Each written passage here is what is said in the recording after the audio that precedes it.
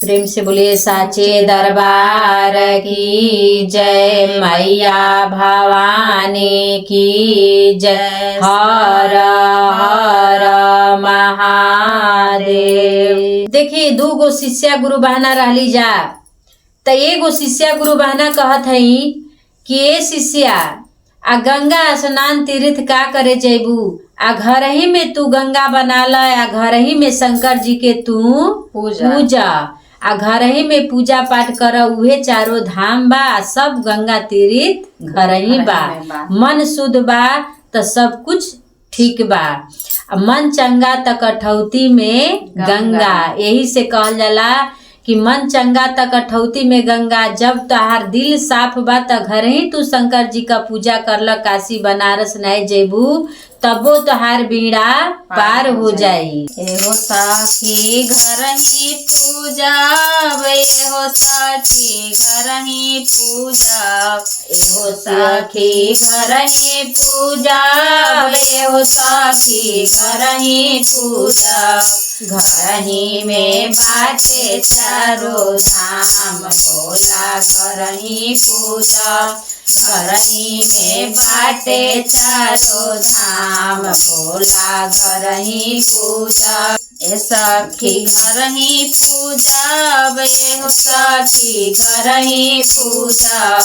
घर ही में बाटे चारों धाम, भोला घर ही पूजा। घर ही में बाटे चारों धाम, भोला घर ही पूजा।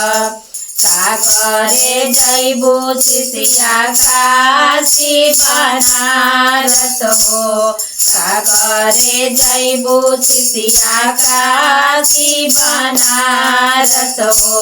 का करे जैबो प्रयाग, भोला घर ही पूजा। का करे जैबो प्रयाग, भोला घर ही पूजा। घर ही में बाटे चारों धाम, भोला घर ही पूजा। घर ही में बाटे चारों धाम, भोला घर ही पूजा। भूखला के खाना दिया, प्यासा के पानी दिया।